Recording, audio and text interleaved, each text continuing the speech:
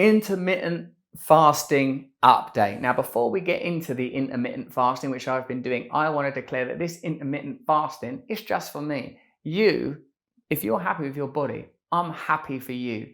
I'm making this decision for me because I'm a man of a certain age. I've got young children. I want to be fit and healthy, and I've got particular attitudes to what fitness and healthiness looks like to me as a person that does yoga, that does Brazilian jiu-jitsu, that cycles, that goes running from time to time. I've got certain goals that are particular.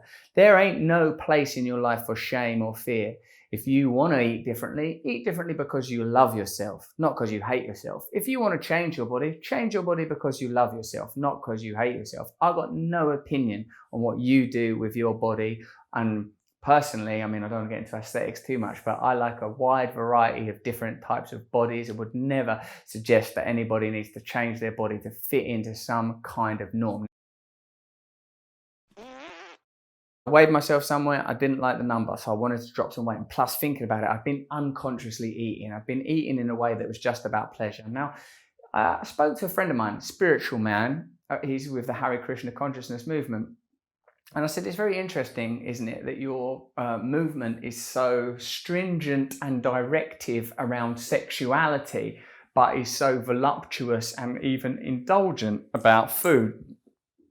I said, because they feast and they can eat what they want, other than, the vegetarian and that. I think there's some other restrictions. But basically, they eat, it's fine to feast and eat a lot, is basically my point. I said, do you think that's because at the point that this religion or this ideology was achieved, even though the modern Hare Krishna movement's from the 60s, it comes from Vedic traditions that are obviously thousands of years old. Do you think it's because of the point that people came up with this stuff, it was just hard to get hold of food, so there was no need to be prescriptive around what people ate because poverty took care of it. If you think we're all, for hundreds of thousands of years, this machine we live in, if you want to see it as a machine, or this sort of system of this ecological system that your consciousness resides in, evolved for the vast majority of its history under the conditions of, of the vast majority of its history, it was dust and space goop and dark matter and protoplasm and things that I can't even begin to understand or even name. But for a significant portion of our history as humans, as identifiable humans, we lived as hunter-gatherers, and that's still what this evolutionary unit, this utensil, is evolved to do. And by virtue of that fact, as people will tell you, you wouldn't be having 3 square meals a day. You'd be getting food when you could get food. You'd be foraging for food. This is pre-agriculture. Food isn't stored en masse. It isn't controlled in the way that we control food. I mean, what reason I want to do intermittent fasting, someone said to me, what will happen is your body kicks into a fat burning system instead of burning blood sugar. That way you'll lose weight more quickly. And I thought, okay, well, I'll tell you what I've noticed, irritability. Because sometimes I eat quite late at night and I'm doing 16-8, which is like the least stringent and aggressive form of intermittent fasting that you can do. 16 hours I don't eat, 8 hours I do eat. Now, because sometimes I'm doing, I'm a stand-up comedian, so I'm doing my shows sometimes late at night and I have to eat afterwards for the grounding. And so when I eat at 10, that means I'm not eating the next day till 2 or 3 o'clock, and then I've only got a few hours really. That on those days I try and keep it tight. And in the morning, it feels weird, and I'm exercising during those states as well. I'm doing exercise and stuff. My body is changing. My consciousness is changing notably. I feel different. Also, when I do eat food, I've been bulimic. I was bulimic when I was younger. And that means that for me, to remember my bulimia, I used to eat in a way that was very comforting and distracting and gorging and filling. And then I used to make myself sick. And the whole thing was a weird sort of euphoric cycle. Now though, having not had that issue, but many, many other forms of addiction, and having not had that issue for a while, I noticed with the intermittent fasting that the pleasure in eating has changed. It doesn't seem so, it's not like that no more. It's really sort of snapped that thread. It's made food more functional. Now, I don't see myself as an ascetic guy, meaning, all about denial. I see myself as pretty voluptuous, quite into pleasure, Epicurean, as it were. Because I'm an addict, I don't like things to become unconscious. I don't like to do things without thinking about them. So it's what it has done is it's brought things to the forefront of my mind. It means I don't eat unconsciously. I don't just pick stuff up. I've got kids. You see, a lot of parents will say, oh, I eat the things off the kids' plates. You know, loads of us do that. I don't do that no more. I've not been drinking cups of tea late at night with chocolate biscuits. Oh, thick, lovely, delicious chocolate. Oh, I miss that stuff, the ones you can get where it's a tray of biscuits, like Waitrose or Marks and Spencer's. Annabelle just licked her lips. You just literally licked your lips at that.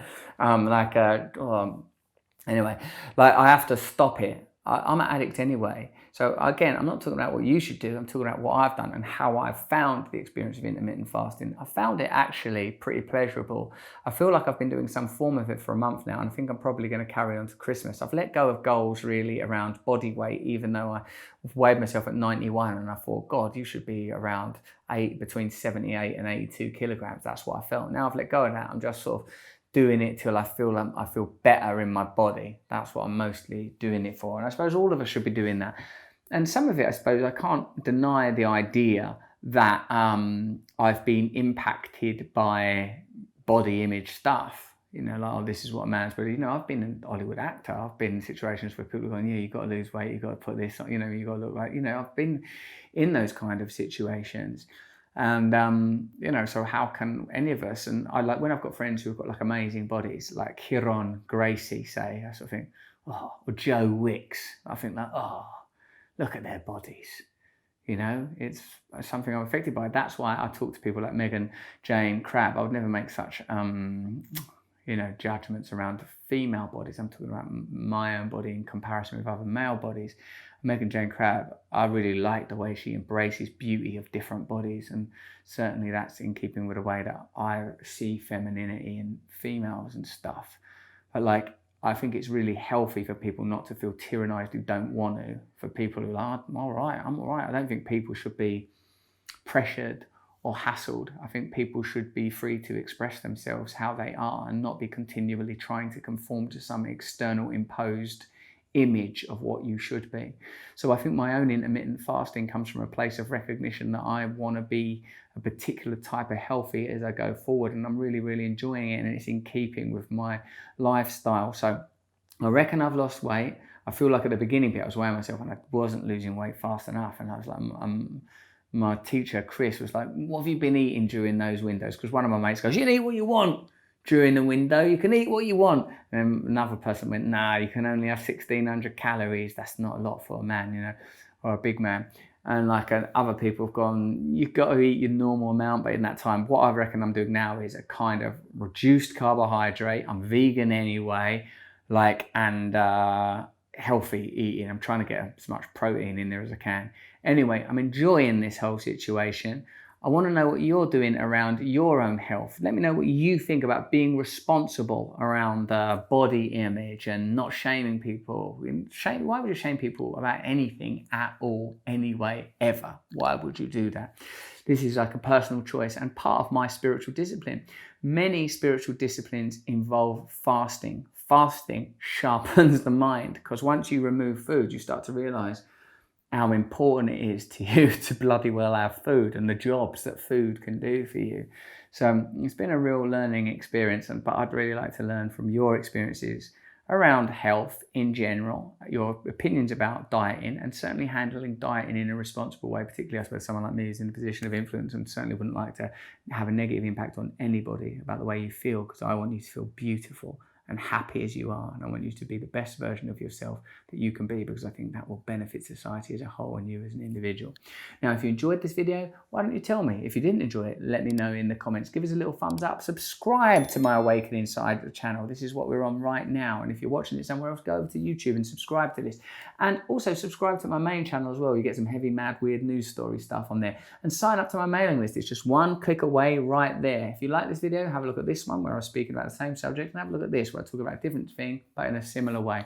Most of all, keep loving yourself. Keep being who you really are. Thank you.